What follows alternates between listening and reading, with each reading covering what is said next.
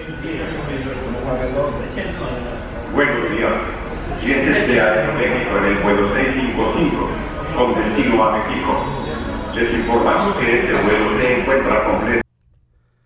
Santo Domingo in the Dominican Republic. I was here recently for around 11 or 12 days. And this trip I decided to do something a little bit different. So I signed up for a Spanish course. It was the school is located about 3 blocks from where I was staying, and I signed up for 1 week, 3 hours a day for 5 days from Monday to Friday. The school is located in what appeared to be a converted house. You have a kitchen, dining area, and separate rooms, pretty small rooms for the classes. The classes are very small. In my class, there's only 3 students, and obviously that's better as you have a lot of interaction with the teacher. And in the entire school, I would say there's probably, for the morning session, there was maybe 12, 13 students from all over the world, Germany, someone from the United States, Israel, France, and in my class is also a 19-year-old from West Virginia. The name of the school is Instituto Intercultural del Caribe, which I believe stands for Intercultural Institute of the Caribbean. Besides Santo Domingo, they also have a location in Sosua, which is a beach town up north on the north coast. And it's possible maybe in September I may go up there for a couple weeks and take some classes as well. The advantage of Sosua, obviously, is you've got a beach right there. And I stayed there for a couple weeks. Nice place to stay. It has a bad reputation, but during the daytime, it's a nice beach town. Get some pretty long beach. Along the beach, you've got some outdoor cafes, restaurants. It was a nice place. So the first day I showed up was on a Monday to the school, and they gave me a placement test. Obviously, if you've just started out in Spanish and you only know a couple words, they're going to put you in the beginner's class. I took the course. I did well enough to get the next. I'm really not sure all the levels they had, but they had another level up, which was approaching intermediate, and it was quite challenging for me because I was definitely there's 3 students in my class, as I said, and I was definitely the worst of 3 students. So every night I would do some extra studying every night for an hour or two. Improve my vocabulary and go over the lesson of the day. The teacher, like the teachers, she was unlike professors or teachers in the United States or Canada. The teachers at this school, anyway, are just much more demanding and intolerant of mistakes. Let me put it that way, which is good because it makes you learn faster and makes you put more effort into the class.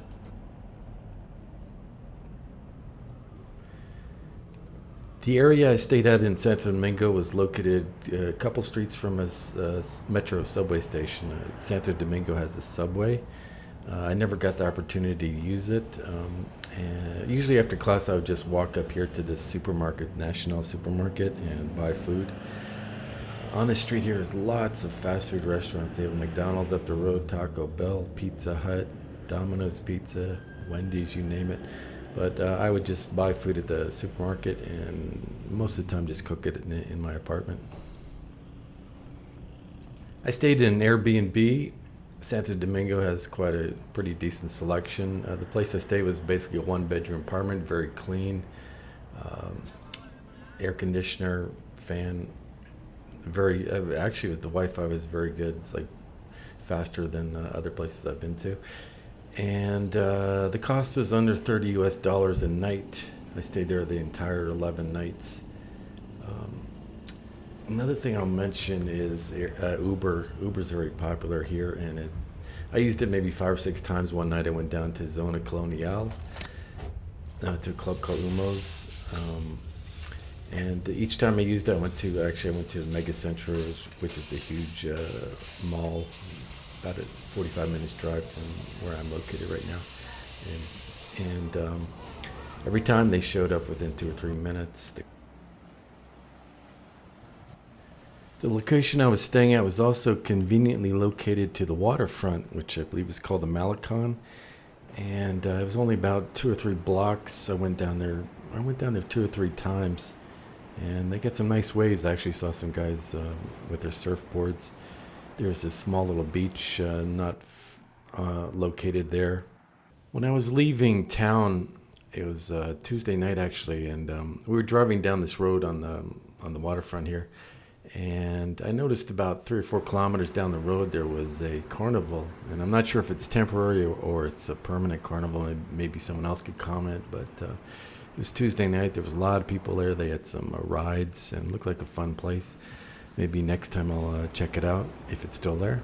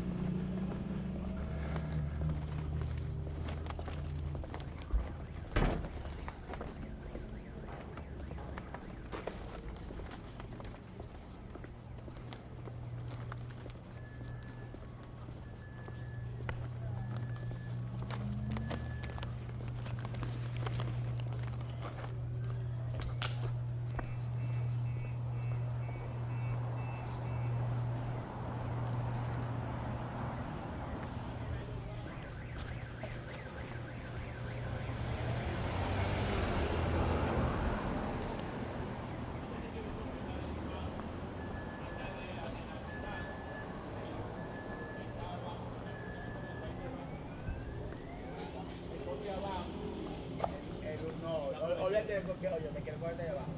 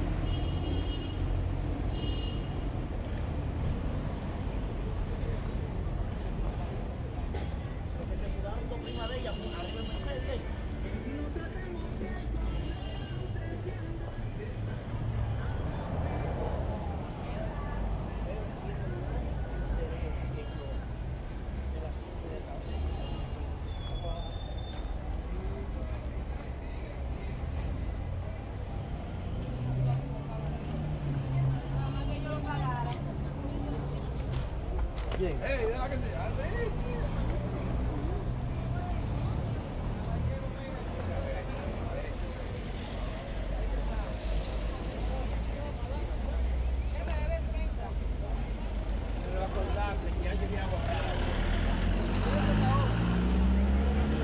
Tiene que poner aquí del lado.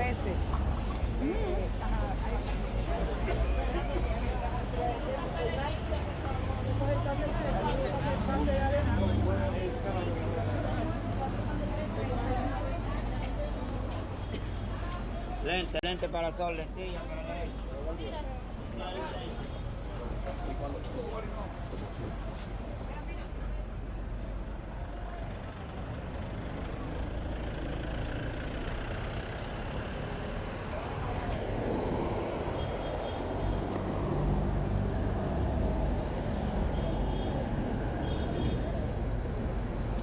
Con algo,